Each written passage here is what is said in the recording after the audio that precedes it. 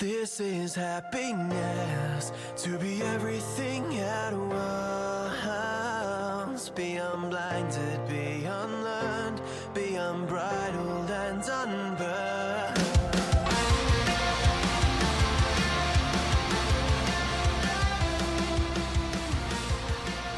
Hey everyone, and welcome back to a brand new episode of Mood Prep. My name is Dave Nixon, and today we're going to continue on with the coaching commandments. If you haven't already tuned into the other two, I have 15 coaching commandments. When originally going through and thinking about how I wanted to coach my coaches and trainers to be able to deliver content and teach techniques, so to speak.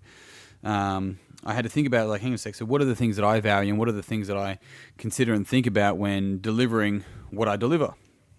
From there, I ended up adding, probably was 10 commandments or something like that to begin with. Coaching commandments just sounded nice. But these are fundamentally 15 of the most important things that we want to look at when coaching. But also, there's so much value in it for a client or an athlete as well to understand, what to pay attention to from a learning perspective. But also, these are not just fitness or health related. These are like inter-industry related. These can go along to any other industry, and you can relate them to any other industry. So the thing here we're moving on to number 3 today, and number 3 is risk versus reward. Now, this one is almost, I want to say self-explanatory. I know it's not, but risk versus reward. What we're looking at here is looking at maybe exercise selection, maybe program selection, goal selection, all sorts of stuff. We really want to have a look at our risk versus reward across the board, because what it allows us to do is to look at not just the goal, but actually the long-term consequences of that goal. Now, consequences aren't just a negative necessarily. I'm talking about all of it. So when we look at learning, let's say a skill, that could be a snatch, could be anything, or maybe even programming, and looking at the workout that we're programming going, it's a really hard workout, it's going to be really, really hard. It's like, yeah, but what's the reward in that? Like, the reward is that, we have a small little medallion saying hardest workout written award, good fucking job, Coach Dave, right? Whereas the risk in it is that there's so much fucking hinging on somebody's lower back that we're going to cause issues here, right? That's a potential. Now, maybe it's how we look at it for the week. Maybe there's so much hinging in the week on each day, we're not getting enough rest for that. Maybe that's okay if you're looking at a particular type of sport, CrossFit itself being a sport as well, right?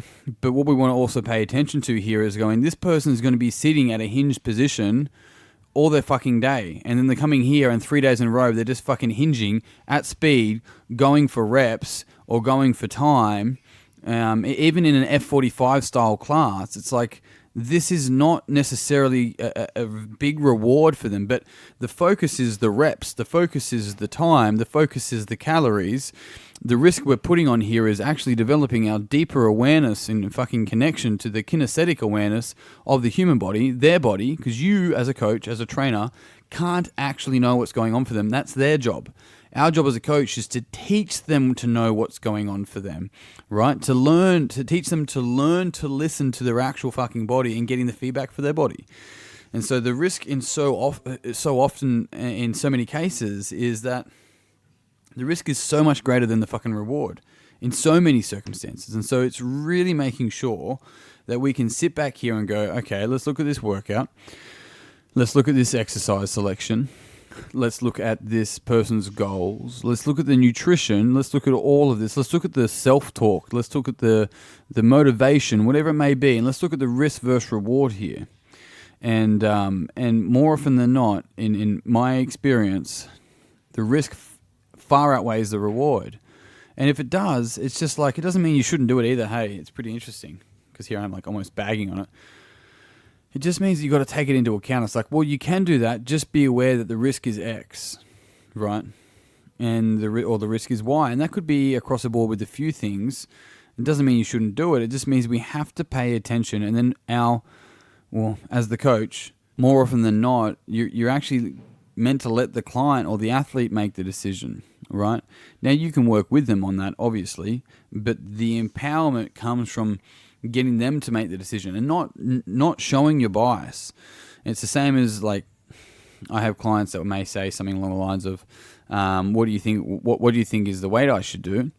Whereas it's not just my job to tell them their weight. My job is to work with them so they are aware of what their weights are based on what the workout is, right? And so I had a young guy last week, and he's 18. He goes, "Oh, what weight do you think I should do?" It's like, "Well, what weight do you think you should do?" He's like, "Oh, I don't know. Maybe 80." It's like, "You don't know, maybe 80. It's like, make up your mind.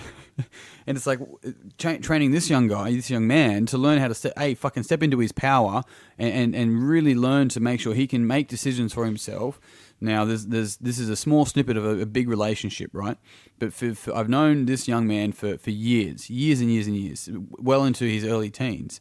And so it's a matter of going, what I'm going to offer you is that next time, have a weight that you think that you can do, that you're comfortable doing, that's going to stretch you but not break you. And then still, if you want my input, absolutely, totally happy for my input. But instead, come up and say, let me put the sentence together for you that I actually said to him. I'm thinking about doing 80. Do you have any other input? Right?